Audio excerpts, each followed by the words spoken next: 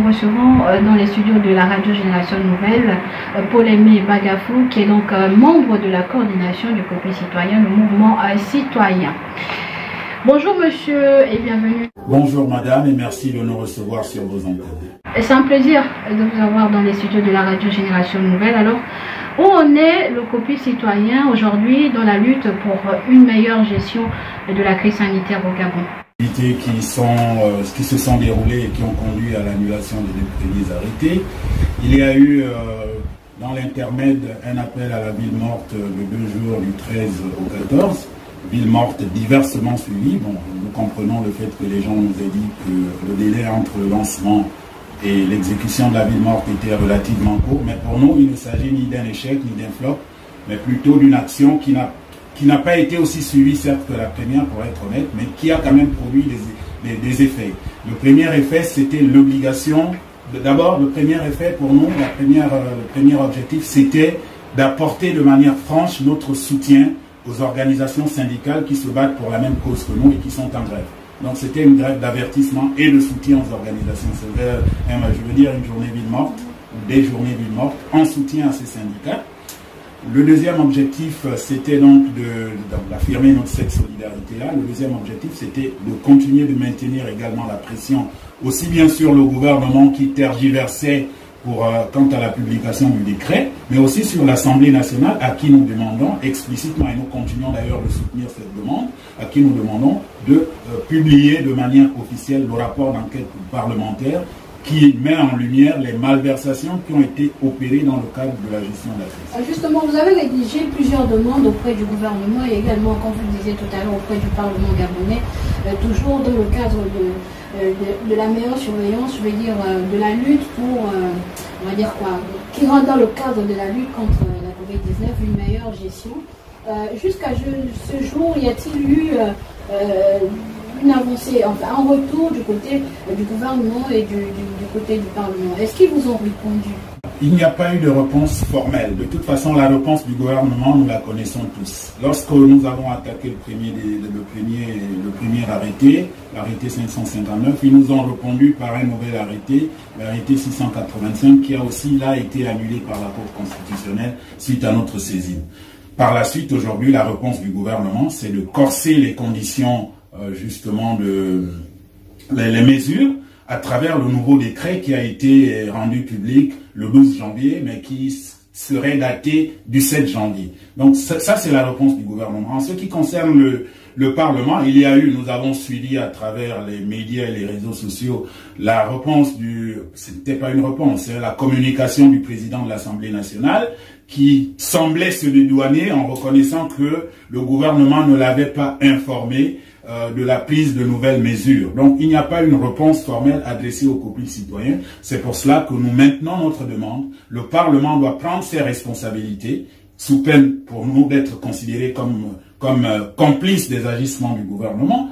Il doit prendre ses responsabilités et bien entendu publier le rapport. Quand je disais tout à l'heure que l'appel à la ville morte a produit des effets, un des effets c'est justement que l'Assemblée nationale aujourd'hui a décidé d'adresser une demande d'information complémentaire au gouvernement pour qu'il lui explique les mesures. Donc ça c'est déjà une réaction, cette réaction qui est attendue du Parlement. Quant au gouvernement, il est dans sa logique, imposer ces mesures quoi qu'il en coûte, malgré les récriminations des populations, les appauvrir davantage, en ne tenant pas toujours compte des recommandations, sinon de la totalité de la décision de la Cour constitutionnelle. Parce que, regardez aujourd'hui, le nouveau décret a été publié.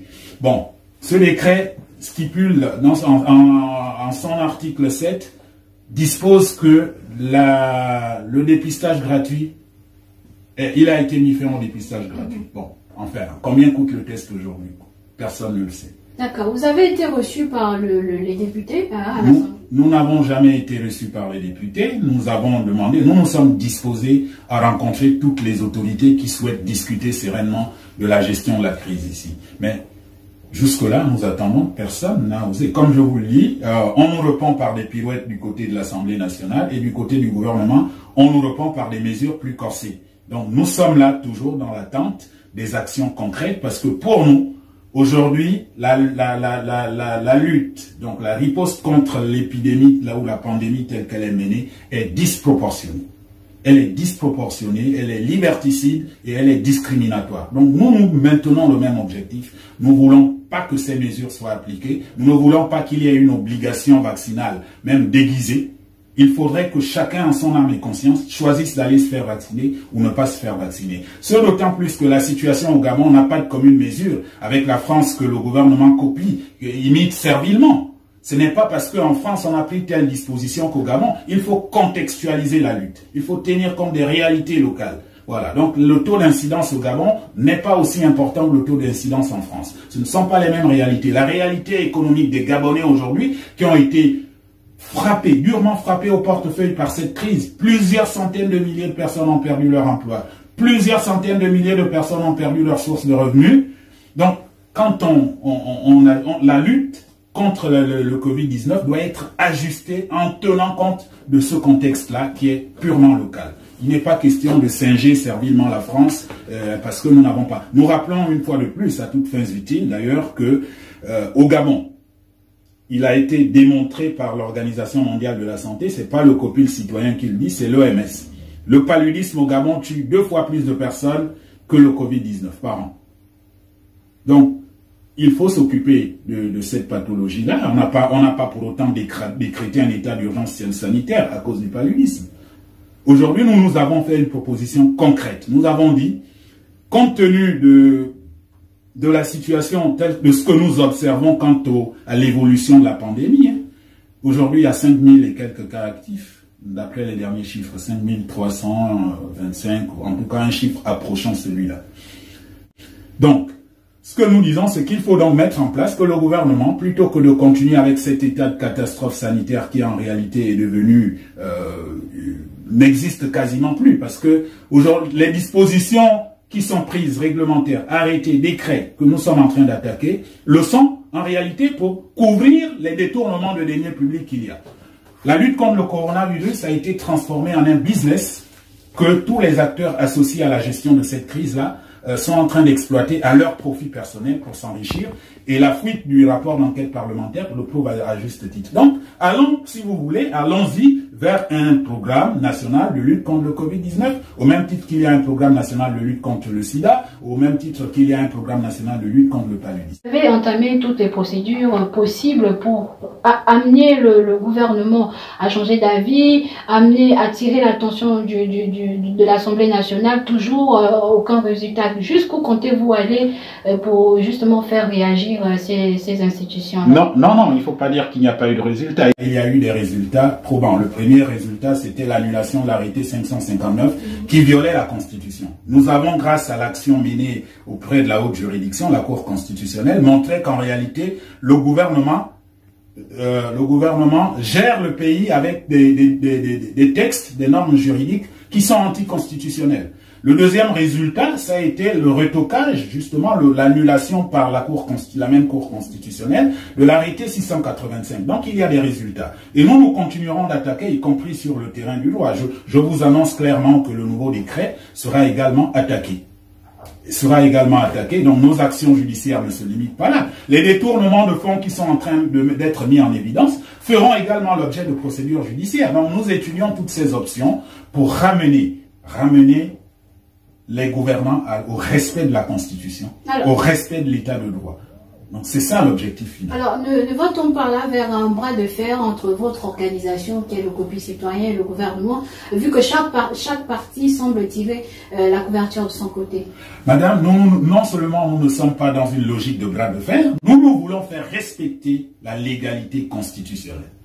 Donc nous ne sommes pas dans une logique de bras de fer. C'est plutôt le gouvernement, parce qu'ils se disent qu'ils sont le gouvernement, parce qu'il y en a qui se disent que être ministre, bon, c'est, je sais pas, être le roi de l'univers. Donc, ce sont eux qui gonflent leur ego en disant, nous allons camper sur des mesures qui sont décriées par tout le monde. Nous sommes sur le terrain du respect de la légalité, donc du respect de la Constitution. Il n'y a pas de bras de fer. Et nous ne campons pas sur nos positions, nous voulons simplement faire respecter la loi. Si nous étions dans une posture qui n'était pas en conformité avec la loi, là, on comprendrait qu'il s'agit de notre part d'autre chose que de faire respecter. Mais nous sommes dans le canevas purement juridique. Nous disons que les lois, les règlements qui sont pris en République gabonaise dans le cadre de la gestion de la crise sanitaire doivent être conformes à la Constitution. Il ne doit pas avoir des libertés publiques et individuelles qui sont restreintes de manière illégale, alors qu'il y a des prescriptions constitutionnelles qui sont claires. Il ne faut pas que les lois et les règlements soient également en violation du dispositif législatif déjà existant en dehors de la Constitution. Parce que les textes qui sont pris et promulgués et publiés par le gouvernement souffrent de deux problèmes. Le premier, c'est un problème de légalité externe. Le deuxième, c'est un problème de constitutionnalité. L'égalité externe, cela veut dire que ces textes-là ne respectent pas déjà les dispositions des précédentes lois qui ont été prises, même dans le cas de la gestion de la Covid-19.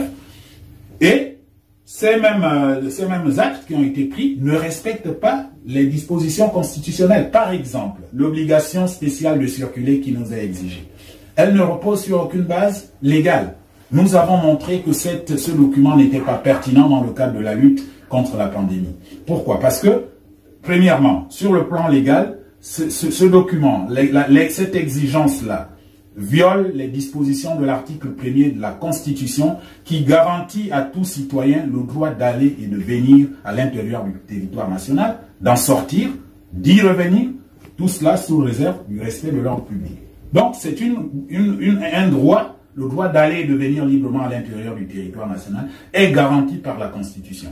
Le gouvernement ne peut pas, sur la base d'un arrêté, d'un décret, restreindre une liberté qui est garantie par la Constitution. Donc vous voyez que ce que nous disons n'a rien à voir avec une logique de bras de fer. C'est simplement le bon sens et le droit.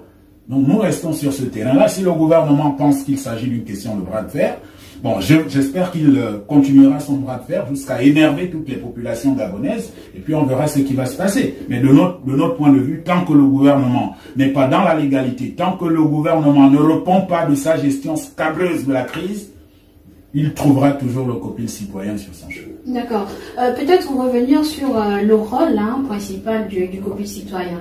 Qu'est-ce que le copil citoyen pour ces personnes-là qui n'ont toujours pas compris, le bien fondé de toutes les actions que vous menez depuis la création de cet observatoire?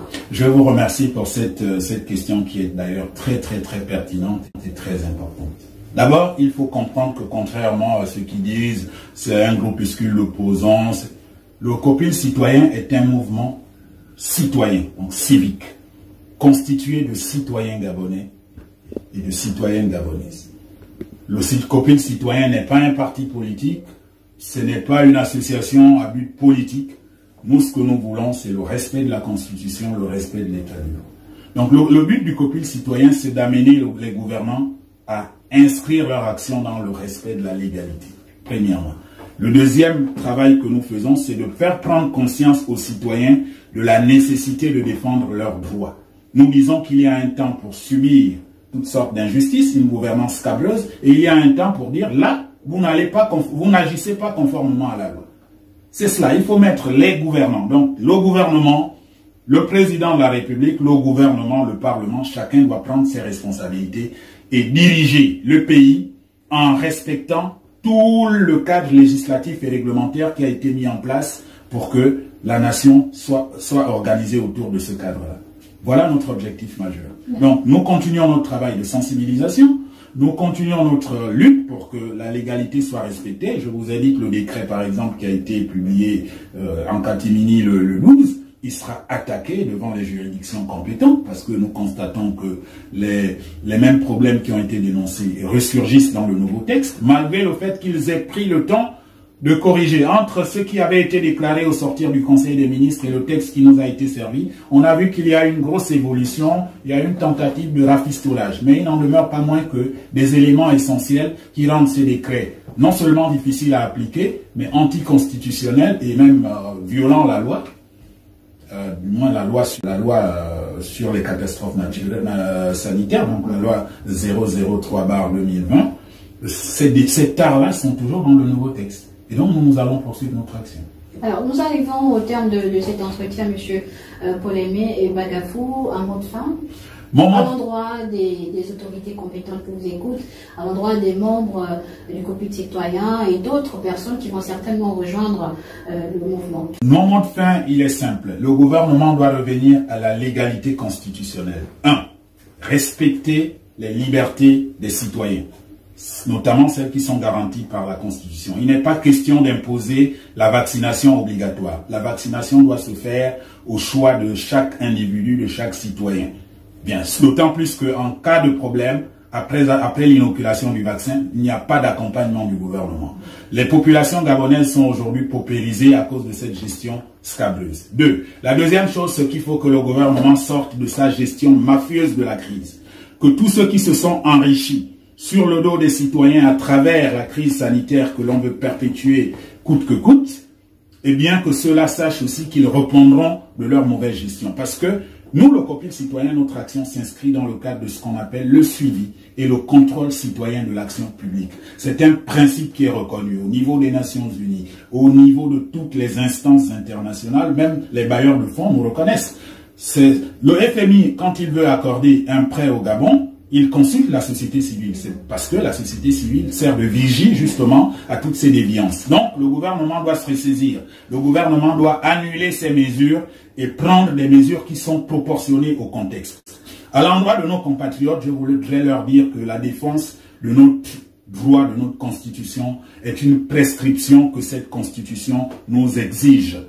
Donc, la constitution nous donne le droit et même fait obligation pour chaque citoyen de la défendre, de défendre la République. Donc, lorsque des gouvernants veulent sortir du cadre tracé par la Constitution, nous avons le devoir et le droit de nous lever et de dire arrêtez ça, revenez à la normalité, à la légalité. Et une fois de plus, la crise, les mesures qui sont prises dans le cadre de la crise, et même la Cour constitutionnelle l'avait rappelé, doivent être proportionnées. Elles doivent tenir compte des conditions de temps et de lieu, donc de toutes les circonstances entourant l'évolution de la crise chez nous, sur le plan économique, sur le plan social. Merci Paul-Aimé Bagafou. Je rappelle que vous êtes membre de la coordination du COPIL citoyen. C'est moi qui vous remercie, qui remercie Radio Génération Nouvelle d'avoir bien voulu nous inviter, nous donner l'opportunité. Vous êtes actuellement l'une des seules radios qui nous ouvrent son antenne. Quand les chaînes publiques même nous sont fermées, là aussi c'est une anomalie qu'il faut corriger. Merci monsieur et à très bientôt. Merci. Voilà, nous recevions là monsieur Paul-Aimé Bagafou, qui est le membre de la coordination du COPIL citoyen. Avec lui, nous avons parlé des activités du COPIL citoyen dans son ensemble. Je suis Rachel Bilogué. Vous retrouvez l'intégralité de cet entretien sur la Web TV Panafrique Média. Merci à Herman Pouget pour la réalisation. À très bientôt.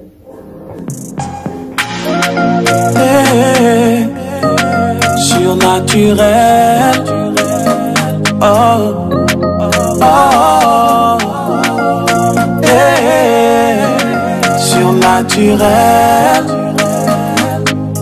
Jésus tape jamais poteau, avec lui c'est assuré jusqu'à gogo.